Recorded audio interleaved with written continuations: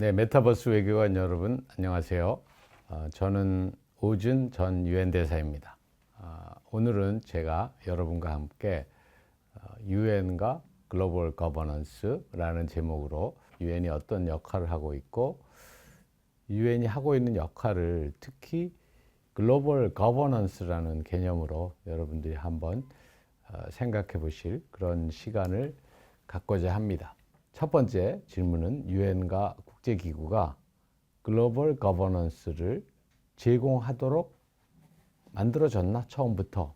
이 질문에 대한 답은 저는 민족 국가제도, 영어로는 네이션 스테이트라고 그러죠. 이 민족 국가제도의 출발서부터 우리가 생각해 봐야 한다고 생각합니다.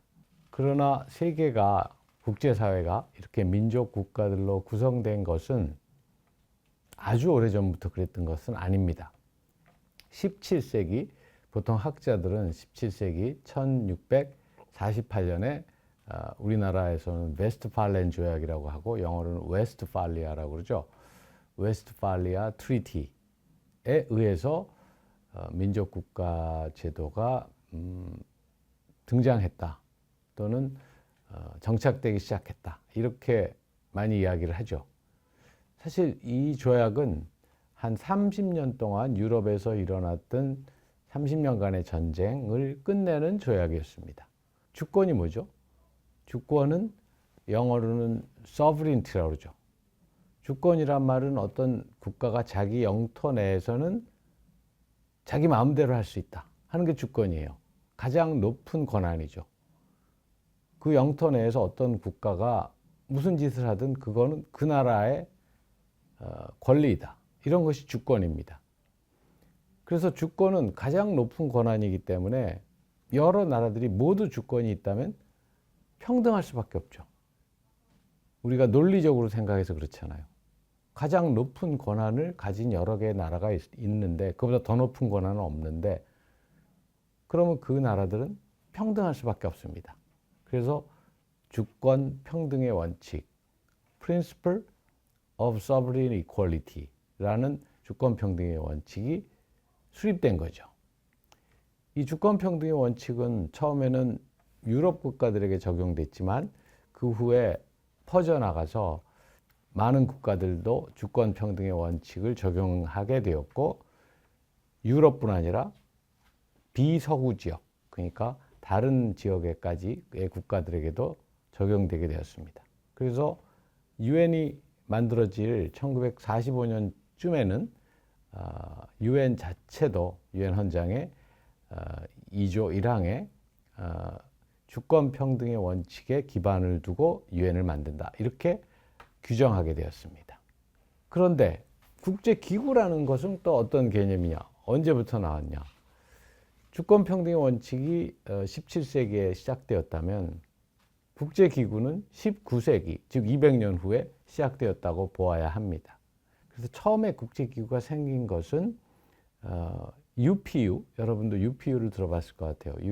UPU는 만국 우편연합이라고 많이 번역하는데 Universal Postal Union입니다. 만약 러시아가 한국에서 온 편지를 배달하지 않고 뜯어보거나 버린다면 우리 한국도 러시아에서 오는 편지를 뜯어보거나 버리겠죠. 그러면 이제는 안정적인 우편 교환이 불가능해지겠죠. 그래서 안정적인 우편 교환이 가능하게 하는 게 우리에게도 좋고 우리 국민들에게도 좋고 상대 국민에게도 좋고 자기가 마음대로 할 수 있는 주권의 어떤 양보 또는 제약이 있더라도 이런 국제기구가 성립되게 된 겁니다. 그러나 1899년에 헤이그 국제평화회의가 열려서 이 회의에서 국제 분쟁의 평화적 해결에 관한 조약을 맺고 그 다음에 상설 중재 재판소라는 걸 만들었습니다. 즉 이런 국제 평화나 분쟁에 있어서도 그런 걸 예방하자 하는 뜻에서 일종의 재판소 같은 걸 만들어서 재판소가 중재를 해주면 전쟁 가능성을 줄이지 않을까 하는 생각에서 만들었던 것입니다. 그러나 이런 전쟁과 평화 같이 민감한 분야에서의 국제기구는 그렇게 쉽게 성공할 수가 없었어요. 왜냐하면 우편물의 교환 같은 거는 누구나 윈윈이 쉬운데 전쟁, 분쟁 이런 이슈는 윈윈이 쉽지 않아요. 제로섬 게임, 한쪽이 이기면 한쪽은 질 수밖에 없는 그런 분쟁이 많기 때문에 전쟁이나 분쟁을 예방하기 위한 국제기구는 쉽게 성공하기 어려워서 1차 세계대전과 2차 세계대전이 일어났습니다. 1차 세계대전은 1914년에서 4년간, 2차 세계대전은 1939년에서 6년간 일어났죠. 사실은 1차 세계대전과 2차 세계대전 사이에 유엔과 비슷한 국제기구가 있었습니다. 그 기구의 이름은 국제연맹입니다. 영어로는 League of Nations라고 할 수 있는데 이 국제기구는 국제관계, 국가와 국가 간의 관계의 모든 분야를 관장하는 국제기구였어요. 국제연맹은 최초로 집단안보라는 개념을 도입했었는데 집단안보는 어떤 국가 간의 평화를 유지하기 위해서 과거에는 서로 동맹을 맺어서 동맹 세력 간의 힘이 비슷비슷하면 전쟁을 안 한다 이런 개념이었는데 국제연맹서부터는 그런 개념으로는 평화가 유지되기 어렵다.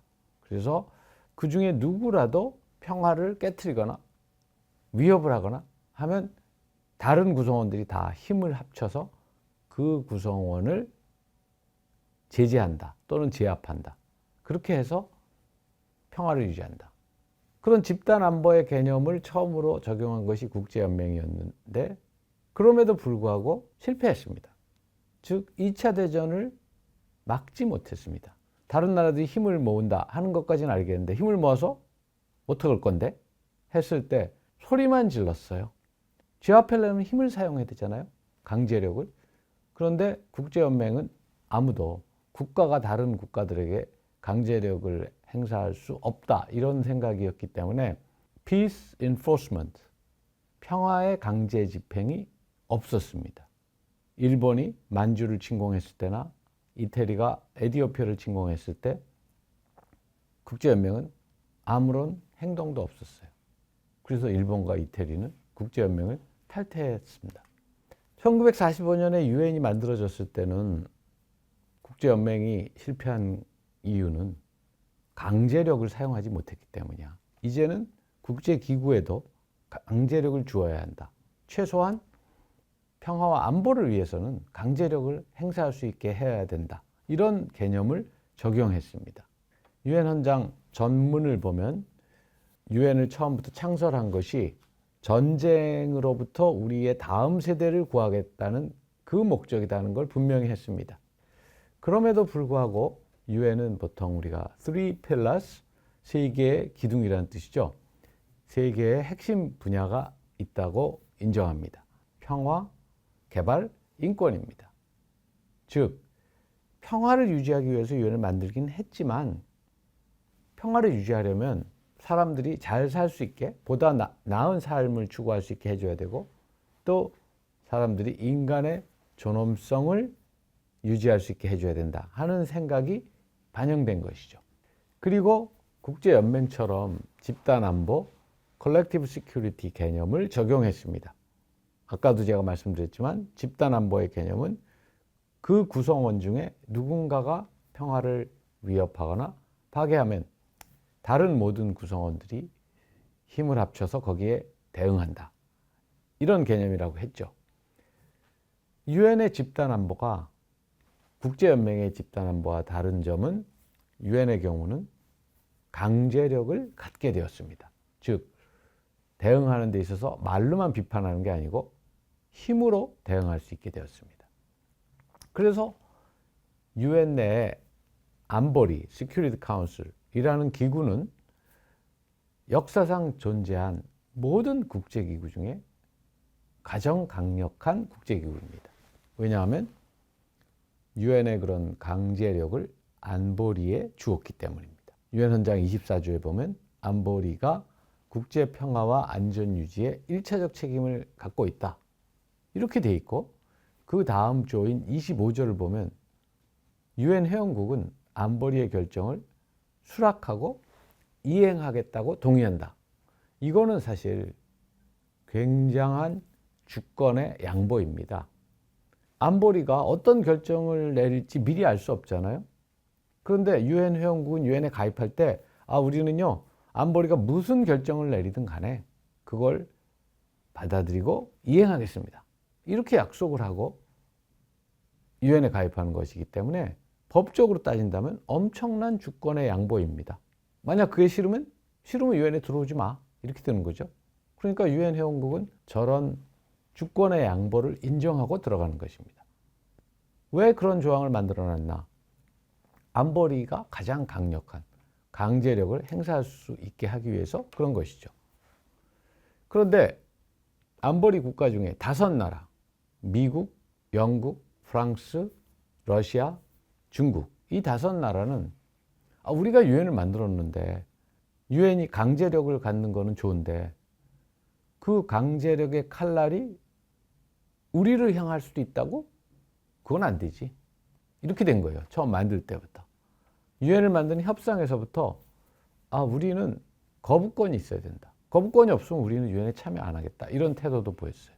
이 나라들은 사실상 그 당시에 최강대국이고 그 나라들이 유엔을 만든 셈이기 때문에 그들이 만약 참여를 안 하겠다 이러면 유엔이 없다는 뜻이죠. 그래서 안보리 상임이사국 5나라는 유엔 헌장에 의해서 거부권, 비토 파워, 그들이 동의하지 않으면 그 중에 한 나라라도 동의하지 않으면 유엔 안보리는 결정을 할 수 없다. 이런 거부권을 갖게 된 것입니다. 유엔 안보리가 가지고 있는 평화의 강제 권한은 모두 헌장 7장에 있습니다. 챕터 7. 그래서 유엔에서는 안보리가 어떤 결정을 하면 사람들이 막 모여들어서 조금 아까 결정했는데 was it chapter 7 decision? 이렇게 물어봅니다. 7장에 의한 결정이에요 하고 물어보는 것은 강제 조치였냐 이런 뜻입니다. 헌장 41조와 42조. 41조는 비군사적 강제 조치. 우리가 보통 이야기하는 제재라는 것이죠. 비군사적 강제 조치. 42조는 군사적 강제 조치. 즉 한국 전쟁 때 유엔군이 파견된 거나 마찬가지죠. 유엔은 그 밖에도 평화 유지 활동도 하고 있습니다. 평화 유지 활동은 유엔의 강제력 행사와는 상관이 없습니다. 보통 휴전이 이루어진 다음에 휴전을 감시하는, 그러니까 평화 유지에는 도움을 주지만 유엔의 집단 안보, 컬렉티브 시큐리티와는 직접적인 상관은 없는 활동입니다. 그리고 또 유엔은 군축과 비확산을 위한 활동도 합니다. 사실은 무기를 줄인다고 해서 국가들이 전쟁을 덜 할 것이냐 하는 거는 확실치 않죠. 국가들은 전쟁을 할 이유가 있어서 하는 것이기 때문에 어떤 무기가 없으면 다른 무기라도 사용해서 전쟁을 하지, 강력한 무기를 없앤 거는 항상 그보다 더 강력한 무기가 나왔을 때만 가능했거든요. 그래서 저는 개인적으로 군축과 비확산이 국제평화안보에 큰 도움을 줄까에는 약간 회의적이긴 한데, 그러나 유엔에서는 군축과 비확산도 많이 추구하고 있습니다. 유엔에서는 안보리는 5개의 상임이사국을 제가 말씀드렸죠. 그리고 10개의 비상임이사국이 있는데 유엔 회원국 188개에 10자리밖에 없기 때문에 한 번 하기가 매우 어렵습니다. 유엔 전체 회원국의 한 3분의 1 정도는 안보리 비상임이사국을 한 번도 해보지 못했습니다. 지난 80년 동안. 우리나라는 국력이 어느 정도 강한 나라니까 몇 해까지 3번 안보리 비상임이사국을 수임했습니다. 지금 현재도 안보리 비상임이사국입니다. 3번째. 그 다음에는 2번째 유엔의 핵심 과제, 발전에 대해서 생각해 볼까요? 발전이라는 게 어떤 장기간에 걸쳐서 우리의 삶이 나아지는 걸 뜻하나? 30년 전만 해도 모든 사람이 인터넷을 사용하고 있지 않았죠. 그런데 지금은 모든 사람이 인터넷을 사용하고 이메일도 사용하죠. 이건 발전인 건 틀림없죠. 그런데 30년간에 일어난 변화가 발전인 건 틀림없는데 그런 뜻보다는 어느 특정 시점에 2025년이라는 오늘날에도 예를 들어서 아프리카의 여러 곳에서는 우리나라처럼 빠른 속도의 인터넷을 사용할 수 없는 곳이 훨씬 많습니다. 그러면 어느 시점에 존재하는 그 격차를 어떻게 하면 좁힐 수 있을까? 어떻게 하면 아프리카 사람들도 보다 나은 인터넷 서비스를 사용할 수 있는 세상을 만들 수 있을까? 문명의 혜택을 보고 발전할 수 있는 기회를 줄 수 있을까? 이런 개념에서 발전이라는 뜻이 많이 사용되죠. 발전이란 유엔의 정의에 의하면 모든 사람이 보다 높은 삶의 질을 누릴 수 있도록 하는 다차원적인 노력이다. 그런데 요즘은 발전이라는 말보다는 그 앞에 형용사 지속 가능한 sustainable 이라는 말을 붙여서 지속 가능한 발전이라는 말을 훨씬 많이 사용합니다. 영어로는 sustainable development죠. 지속 가능한 발전이란 것은 미래 세대의 필요성을 충족할 수 있는 능력을 저해하지 않으면서 우리 세대, 현재 세대의 필요성을 충족시키는 것이다. 이렇게 정의되어 있는데요. 1987년 브런틀란트 보고서가 정의한 것입니다. 요즘은 우리의 문명이 발달하고 과학기술이 발달해서 우리의 필요성을 충족시키겠다는 노력을 무제한으로 하면 미래 세대는 자기네의 필요성을 충족시키기가 어려워지는 거예요. 그래서 항상 지속 가능성을 생각해야 된다는 것입니다. 그래서 유엔은 10년 전 2015년에 지속 가능 발전 목표 Sustainable Development Goals라는 17개의 목표를 채택했습니다. 지속 가능 발전 목표의 가장 중요한 원칙이 모두 함께 가는 세상. 저는 이렇게 번역했는데요. 영어로는 Leaving No One Behind입니다. 지속 가능 발전 목표를 달성함으로써 우리가 모두 함께 가는 세상. 모두라는 건 지금 우리 세대뿐 아니고 우리 다음 세대를 포함하는 겁니다. 모두를 배려하는, 모두를 고려하는 그런 세상을 만들어야 되고 큰 위협은 기후변화에 있습니다. 기후변화는 왜 생긴 거죠? 우리가 250년 전에 산업혁명을 통해서 교통과 통신을 발달시키게 됐기 때문입니다. 기후변화가 이대로 계속되면 우리는 물론이고 모든 동식물들의 생존을 위협하는 거죠. 세 번째 유엔의 중요한 개념은 인권입니다. 저는 인권과 관련한 이야기를 할 때는 국제문서, 세계인권선언 제1조, 모든 외교문서 중에 있는 말 중에 제가 가장 좋아하는 말입니다. 모든 인간은 자유롭고 존엄성과 권리에 있어서 평등하게 태어났다. All human beings are born free and equal in dignity and rights. 이렇게 되어 있습니다. 이거는 짧은 말이지만 혁명적인 말입니다. 왜 혁명적인가 하면 인간의 역사, 인류의 역사 5,000년 중에 인간이 평등한 적이 없었기 때문입니다. 평등한 적이 없었을 뿐 아니라 실은 불평등을 유지하기 위한 노력이 집권 세력과 지배 세력들에 의해서 불평등을 유지하기 위한 노력이 인류의 역사라고도 말할 수 있습니다. 여러분 생각해 보세요. 우리나라도 조선시대에는 노비가 있었죠.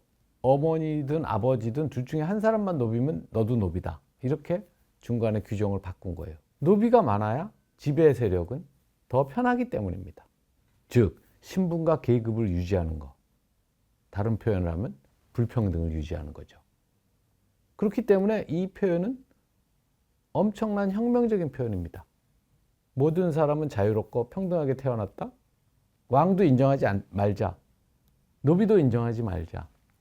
왜냐하면 모든 사람은 평등하기 때문에. 그것이 1948년 세계인권선언 1조이고 혁명적인 표현이고 완전히 실현되지 못한 과제입니다. 인권은 우리 사회 어디에서나 인권 침해가 있죠. 집에서 가정폭력, 학교에서 왕따, 직장에서 성희롱, 이런 거 모두 인권 침해입니다. 사람이 2명 이상 모이면 인권 침해가 일어날 수 있습니다. 한 사람이 다른 사람의 인권을 침해할 수 있습니다. 그러나 가장 심각한 대규모의 인권 침해는 누가 저지르죠? 국가가 저지릅니다. 국가는 인권을 지켜주기 위한 중요한 역할을 합니다. 국가가 없으면은 인권을 보장해 줄 수 있는 강력한 주체가 없는 겁니다. 그럼 무법 시대가 되는 거죠. 그래서 국가는 그런 인권에 있어서 가장 중요한 역할을 하는데 불구하고 인간이 만든 모든 조직 중에 가장 강력한 힘을 가진 것이 국가이기 때문에 국가가 국민들의 인권을 침해하는 일이 많습니다. 그래서 유엔의 인권 보호는 크게 2가지입니다. 하나는 국가에 의한 인권 침해로부터 사람들을 보호하는 거예요. 사실 이 부분은 과거에는 별로 진전이 없었어요. 왜냐하면 아까 제가 처음에 유엔 헌장 2조이랑 주권평등의 원칙, 또 유엔 헌장 2조 7항이 있습니다. 국내 문제 불간섭의 원칙. 이런 거에 의해서 인권 침해는 국내 문제로 간주된 거예요. 왜냐하면 주권을 가진 국가들이 자기 나라 안에서 지 맘대로 할 수 있기 때문에 사람들을 존중해주고 민주적인 통치를 하든 독재자가 지 맘대로 막 사람들을 가두고 고문하고 하든 다른 나라가 상관할 게 없다 하는 원칙이 지배했습니다. 그러나 한 지난 20년 정도는 그렇지 않다. 아주 심각한 인권 침해는 국내 문제로 봐줄 수가 없다. 그건 국제사회가 개입해야 된다 하는 개념이 발달하고 있습니다. 예를 들어서 국제형사재판소, 보호책임, R2P라고 그러죠. Responsibility to Protect. 이런 모든 것들이 다 국제사회가 심각한 인권 침해는 개입해야 된다 하는 개념이 발달하고 있는 징표입니다. 유엔이 국가에 의한 인권 침해를 다루는 대응 방안에도 과거에는 인권 대화나 국제적 압박, 국제적 압박은 영어로는 네이밍 앤 쉐이밍이라고 그러는데요. 거론해서 망신 주기, 즉 인권 결의안을 뜻하는 겁니다. 그런 거밖에 없었는데 지난 한 20년 사이에 새로운 대응 수단들, 국제형사재판소, 보호책임 이런 것들이 나오게 되었다 하는 거죠. 그리고 국가에 의한 인권 침해로부터 사람들을 보호하는 것과 또 하나 유엔이 하고 있는 것은 사회적 약자의 인권을 보호하는 것입니다. 지금 여기에 유엔이 80년 동안에 만든 9개의 인권 협약이 있습니다. 여러분이 이 명단을 보면 처음에 2개, 시민적 정치적 권리 협약, 경제적 사회적 문화적 권리 협약, 이 2개는 기본 인권에 관한 협약입니다. 그래서 이 2개의 기본 인권에 관한 협약을 제외한 나머지 7개의 인권 협약은 모두 사회적 약자의 인권을 보호하기 위한 것입니다. 예를 들면 여성. 모든 사회에서 여성은 차별을 받았습니다. 미국이나 영국처럼 민주주의가 일찍 발달한 국가도 여성이 남성과 마찬가지로 투표할 수 있는 권한을 가진 거는 100년밖에 안 돼요. 인종차별, 소수인종, 그래서 아동도 사회적 약자입니다. 장애인, 그래서 이런 유엔의 9개 인권협약 중에 기본협약 2개를 빼고 나머지는 전부 사회적 약자의 인권을 보호하기 위한 것이다. 유엔 시스템 전체가 글로벌 거버넌스를 제대로 제공하고 있나 하는 의문을 갖게 됩니다. 특히 오늘의 세계는 여러분들도 아시다시피 전쟁과 여러 가지 글로벌 챌린지, 지구적 도전들이 많은 시대잖아요. 우크라이나 가자에서의 전쟁이라든지 불평등이 점점 커진다든지 또 몇 년 전에 우리가 겪었던 코로나19 같은 질병의 대유행이라든지 이런 것들이 오늘의 세계에 큰 도전을 주고 있습니다. 특히 우리가 전 세계를 일일 생활권으로 만드는 그런 세계화를 경험하고 있기 때문에 이런 모든 문제들은 어느 한 나라에서만 일어나는 문제가 아니고 굉장히 빠른 시간 안에 전 세계의 문제가 되는 것이죠. 그럼에도 불구하고 유엔이 글로벌 거버넌스를 제공하는 그런 역할에 지구적 과제들에 효과적으로 대응해야 되는데 그럼에도 불구하고 유엔의 역할에는 많은 제약이 있는 것이 현실입니다. 특히 여러분들이 유엔 안보리, 제가 아까 유엔 안보리는 굉장히 중요한 기구라고 그랬죠. 그 국제연맹과는 달리 유엔은 평화를 집행할 수 있는 강제력을 갖고 있는데 그 강제력은 안보리에만 집중되어 있기 때문에 안보리만이 강제력을 가지고 있기 때문에 안보리가 세계에서 가장 강력하고 가장 중요한 국제기구다 이렇게 얘기할 수 있는데 강대국들이 5개의 상임이사국들이 거부권을 가지고 있고 그 거부권을 현명하게 신중하게 행사하면 좋겠는데 어떤 때는 약간 제멋대로 거부권을 행사하는 것처럼 보이죠. 그래서 그런 일이 일어나면 유엔이 집단 안보를 위한 강제력을 가졌다는 게 도대체 무슨 의미가 있나? 그 중에 상임이사국이 혼자 반대해도 유엔의 그런 강제력을 막을 수 있는데 우리가 지난 몇 년간 본 것만 해도 러시아가 우크라이나 문제에 관한 유엔 안보리의 결정을 거부권을 사용해서 막았죠. 또 미국은 가자 사태, 이스라엘과 하마스 간 전쟁에 관한 안보리의 결정을 거부권을 사용해서 막았습니다. 미국이나 러시아나 이렇게 거부권을 사용해서 어떤 중요한 국제 분쟁에 안보리가 역할을 하는 것을 막는다면 도대체 유엔이 제공하는 글로벌 거버넌스는 무슨 효용이 있는 건가 이런 생각을 갖게 합니다. 사실 제가 이야기한 2번의 거부권 행사 이후에 안보리에선 거부권이 행사되니까 아무 결정도 할 수가 없기 때문에 유엔 총회로 옮겨서 투표를 했습니다. 결의안을 표결했습니다. 그때 그 결과를 보면 우크라이나와 관한 결의안은 찬성 141, 반대 5, 기권 35로 통과됐습니다. 가자 사태에 관한 안보리의 결의안도 미국의 거부권 행사로 좌절되자 총회로 옮겨서 총회에서 결의안을 표결하였는데 이 결의안은 찬성 153, 반대 10, 기권 23으로 통과되었습니다. 이 결의안에 반대한 나라들은 다 미국과 가까운 나라들이겠죠. 한국은 미국과 가깝긴 하지만 이 2개의 결의안 모두 찬성했습니다. 이 2개의 결의안을 보면 국제사회 전체로 볼 때는 유엔이 역할을 해야 한다.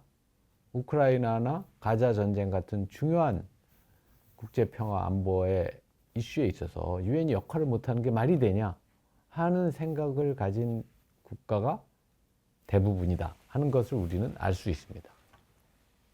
그러나 거부권을 행사한 러시아나 미국은 국제사회 전체의 의견을 존중한 게 아니고 자기네들의 이해관계에서 볼 때 원하지 않는 결의안을 저지한 것이죠. 이처럼 2023년에 SDG 정상회의가 유엔 총회에서 있었는데 그 정상회의의 선언문을 보면 국제사회는 코로나19 대유행 이전에 이미 대부분의 SDG 목표 이행에서 궤도를 벗어나 있었다.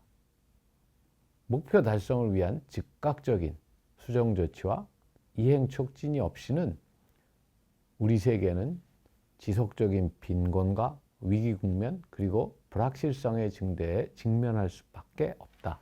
이렇게 정상들이 선언을 발표했습니다. 파리 기후변화 협약은 세계 각국이 스스로 내놓은 어떤 공약으로 구성되어 있는데 세계 각국이 스스로 내놓은 공약을 다 지켜도 기후변화를 우리가 원하는 수준으로 막기가 어려운데 지금 많은 나라들은 그것을 지키지 않고 있습니다. 또는 지키지 못하고 있습니다. 그렇다면 어떻게 하면 우리가 UN 시스템을 개혁하고 발전시켜서 UN이 보다 제대로 된 글로벌 거버넌스를 제공할 수 있게 할 수 있을까 하는 문제에 대해서 끝으로 여러분과 함께 생각해 보겠습니다.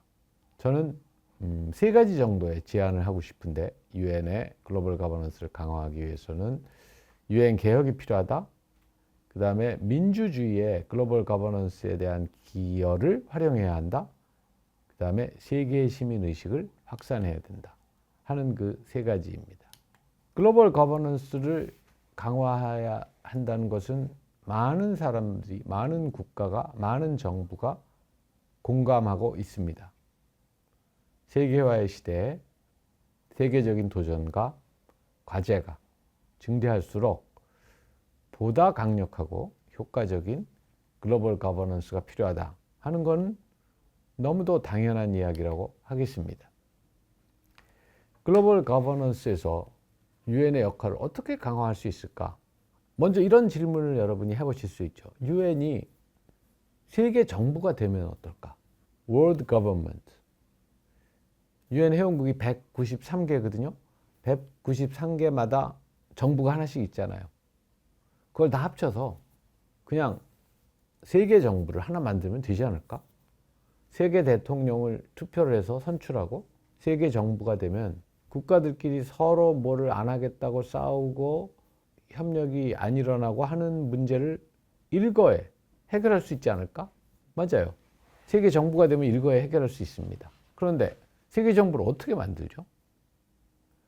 왜냐하면 아까 제가 이야기한 것처럼 1648년 베스트팔렌 조약 이후 국제사회는 주권 국가들로 구성된 민족 국가들로 구성된 주권 평등의 원칙에 기반을 두고 있기 때문에 모든 나라들은 자기 나라에서는 자기 마음대로 할 수 있는 주권을 가지고 있습니다. 그런데 이제부터는 세계 정부이니까 너네들은 니네 마음대로 하면 안 되고 세계 정부의 지시대로 해야 된다. 이러면 그것을 받아들일까요? 굉장히 어려운 이야기죠. 사실은 세계 정부가 없어도 UN은 이미 어느 정도의 글로벌 거버넌스는 제공하고 있습니다. 어떤 분야에서는 글로벌 서비스가, 글로벌 거버넌스가 계속적으로 제공되고 있습니다. 특히 서로에게 도움이 되는 윈윈이 가능한 분야에서는 그렇습니다. 그런데 국제평화, 안보, 불평등의 해소 같은 민감한 분야에서는 글로벌 거버넌스가 제대로 제공되지 않습니다. 사실은 무역 같은 분야는 그전에는 비교적 글로벌 거버넌스가 제대로 제공되는 분야였거든요. 그런데 최근에 미국이 트럼프 행정부가 마음대로 관세를 올리고 그 전에 세계무역기구에서 합의해 놓은 여러 가지 원칙이나 기준들을 무시하고 관세를 막 100%, 200% 이렇게 물리고 이렇게 함으로써 무역 분야에서의 글로벌 거버넌스가 깨지고 있죠. 왜냐하면 미국이 그러면 다른 나라도 그렇게 할 테니까. 그리고 또 5개의 나라들은 상임이사국으로 거부권을 가지고 있기 때문에 그런 강제력의 집행 대상에서 열외입니다. 글로벌 거버넌스를 깨트렸다 해서 어떤 제재를 가하기는 불가능한 거죠. 유엔이 이처럼 일정한 수준의 글로벌 거버넌스는 이미 제공하고 있지만 그것이 그렇게 모든 분야에 만족할 만한 수준이 아니고 그나마 제공되고 있는 글로벌 거버넌스도 들쑥날쑥입니다. 그렇다면 유엔을 개혁하고 강화하려면 어떻게 해야 되느냐 하는 문제가 제기되죠. 유엔이 극복해야 할 그런 도전은 무엇인가? 사실은 유엔은 2차 대전 전후 체제입니다. 5개의 상임이사국이 특권을 갖게 된 이유도 2차 대전에서 이 5개 상임이사국이 승전국이기 때문입니다. 독일이나 일본은 2차 대전에 패전국이기 때문에 특권은커녕 처음에는 유엔 회원국도 되지 못했습니다. 그런데 80년 전에 2차 대전의 전후 체제로서 출범한 유엔이 그 80년 전의 상황을 계속해서 적용하는 것이 맞는 건가 하는 생각을 갖게 되죠. 국제관계의 현실과 주권평등의 원칙 간의 조화가 필요한데 국제관계의 현실만 보더라도 80년 전의 강대국은 지금도 강대국이냐? 그럴 수도 있고 그렇지 않을 수도 있죠. 인간이 평등해야지 사실은 국가가 평등한 게 더 중요한가요? 이렇게 주권평등의 원칙은 오늘날 국제사회의 기본이고 유엔도 주권평등의 원칙 위에 수립되었지만 국제사회의 현실, 경제 규모가 더 크고 어떤 나라는 작다 이런 현실들이 반영되지 않은 주권평등의 원칙이 있으니까 모든 나라는 다 똑같은 거야. 유엔에 와서는 다 한 표씩 투표해. 이렇게 하면은 효과적인 글로벌 거버넌스에 합의되기가 어렵죠. 현재 안보리에 적용된 강대국의 특권 인정, 거부권을 부여한 것. 저는 그것은 현실 인정을 너무 지나치게 했다고 생각해요. 그보다는 더 말하자면 수정 가능하고 융통성 있는 현실 인정이 필요했는데 그게 아니고 유엔 헌장에다가 5나라 이름을 딱 박아놓고 이 나라들은 거부권이야. 이 나라들이 반대하는 건 아무 결정도 못해. 이렇게 한 거는 맞는 방법으로 현실을 인정한 게 아니죠. 그런 상황에서 우리가 어떤 그러면 참고가 될 수 있는 어떤 모델이 있을까요? 이런 질문을 하신다면 저는 미국 정부의 연방정부 제도가 하나의 예가 될 수 있다고 생각해요. 미국의 연방정부 제도는 어떻게 돼 있죠? 미국은 50개의 주로 구성되어 있죠. 근데 처음에 주가 50개가 아니고 13개밖에 없을 때 미국이 시작됐는데 그 주들은 각각 자기 주 내에서는 통치를 하고 있었기 때문에 그 주의 권한, 각 주의 권한을 인정해 줄 필요가 있었습니다. 미국 국회를 만들 때 미국 국회는 상원과 하원이 있죠. 상원은 미국의 모든 주에서 각각 2명의 상원의원을 낼 수 있게 했습니다. 캘리포니아처럼 아주 큰 주나 캘리포니아는 사실은 캘리포니아가 주가 아니고 국가라고 해도 세계 10대 국가에 들어갈 정도의 규모를 가지고 있습니다. 캘리포니아도 2명의 상원의원을 내고 아주 작은 뭐 델라웨어나 로드아일랜드 같은 그런 주들도 2명의 상원의원을 냅니다. 즉 모든 주에게 동등한 권한을 인정해 준 거죠. 그렇게 하면서 미국 국회 하원은 인구별로 하원의원을 뽑습니다. 그래서 캘리포니아 같은 데는 이 하원의원이 아주 많고 델라웨어 같은 데는 몇 명 없습니다. 왜냐하면 인구별로 권한을 주는 것이 진정한 민주주의죠. 민주주의라는 건 모든 인간은 태어날 때부터 자유롭고 평등하다. 미국의 연방정부 제도는 상원에서는 각 주의 권한을 인정해 주면서 하원에서는 인구에 기반한 민주주의를 실현하고 있는 것입니다. 그래서 우리가 이런 UN 같은 글로벌 거버넌스를 제공하는 기구에 그러한 원칙을 적용해서 현재 각 국가들이 자기네가 가지고 있는 권한을 양보하고 싶지 않기 때문에 각 국가들이 가지고 있는 권한을 인정해 주면서도 전 세계 인구가 평등한, 인간의 평등에 기반을 한 참여를 할 수 있는 모델, 그렇게 할 수 있는 포뮬라, 이런 것이 필요하다고 저는 생각합니다. 두 번째, 글로벌 거버넌스를 강화하는 방안으로 저는 민주주의와 인권을 들고 싶습니다. 민주주의와 인권은 사실 1776년 미국 독립혁명으로 최초로 말하자면 왕정을 없애고 민주국가를 출범시킨 이후 계속 민주국가들의 숫자는 많아지고 있습니다. 초기에는 민주국가는 유럽이나 서방 국가들만이 있었지만 지금은 어디에나 민주국가가 있고, 우리나라도 40년 전에 민주국가가 아니었지만 지금은 민주국가가 되었습니다. 이마누엘 칸트라는 철학자는 민주국가들은 자기들끼리는 싸우지 않는다, 전쟁하지 않는다, 이렇게 얘기했어요.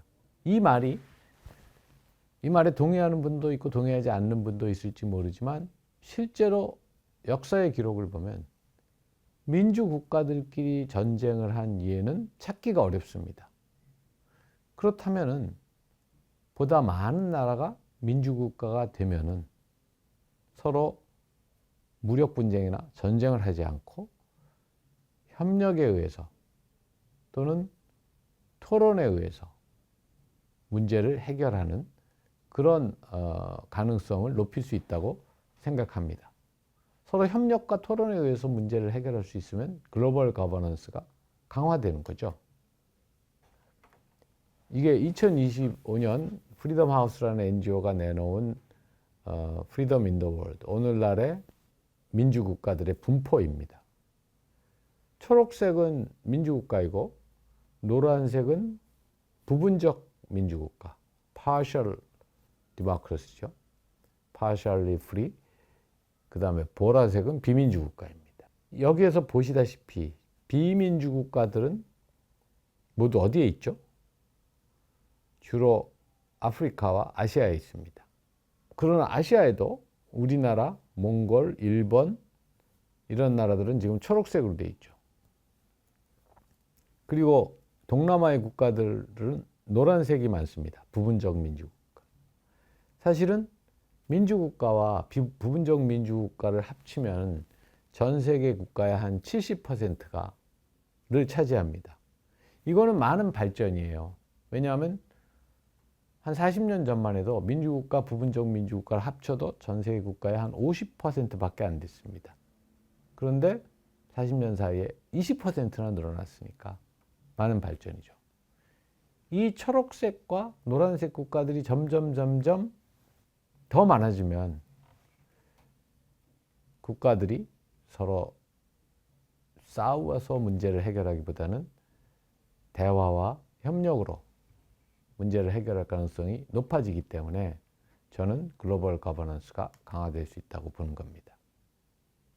민주주의와 글로벌 거버넌스를 모두 강화시킬 수 있습니다. 세 번째는 세계 시민의식입니다. 세계 시민의식을 확산시켜야 되는데, 세계 시민의식은 영어로 글로벌 시티즌십이라고 부르죠. 즉, 우리가 지금 UN SDG 에도 SDG 그 Declaration, SDG 선언의 8항에도 이런 말이 나와 있습니다. We envisage a world of universal respect for human rights and human dignity, rule of law, justice, equality, and non-discrimination, of respect for race, ethnicity, and cultural diversity. 제가 이 표현을 파란색과 빨간색 폰트로 나누어서 구분한 이유는, 파란색 폰트는 우리 인간들이 추구하는 보편적 가치입니다. 그리고 빨간색 폰트로 표시된 부분은 다양성의 존중입니다.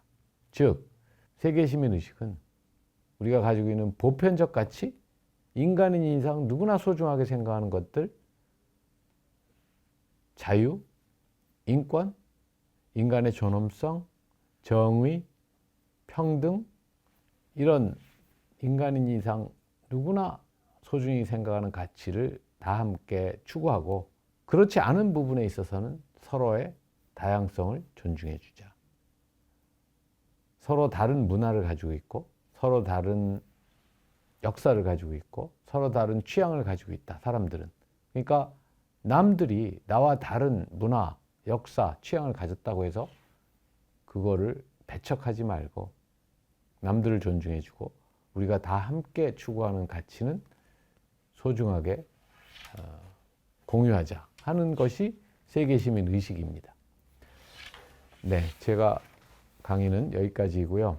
여러분들이 유엔이 제공하고 있는 글로벌 거버넌스의 문제에 대해서 한번 생각해 보시고, 요즘의 세계가 여러분들이 뉴스를 볼 때도 이런 생각을 안 하고 보시면은 여러 가지 혼란스러운 일들이 많다, 이렇게만 생각되실 것 같은데, 한번 지금 일어나고 있는 일들을 우리 이 역사의 현 시점에서 우리 국가들은 어디로 가고 있나, 국가들이 점점 협력하고 통합되어서 우리가 세계 정부와 가까운 곳으로 발전하고 있는 것일까, 아니면 오히려 국가들은 다 점점 더 제멋대로 자기가 하고 싶은 대로 싸우고 싶을 때 싸우고 자기 이익만을 추구하고, 다른 나라 사람들은 어떻게 살든 나는 상관 안 하겠다, 우리만 잘 살면 된다, 이런 분열의 세계로 가고 있는 것일까, 여러분들이 생각해 볼 수 있는 시간이 되셨으면 좋겠습니다. 감사합니다.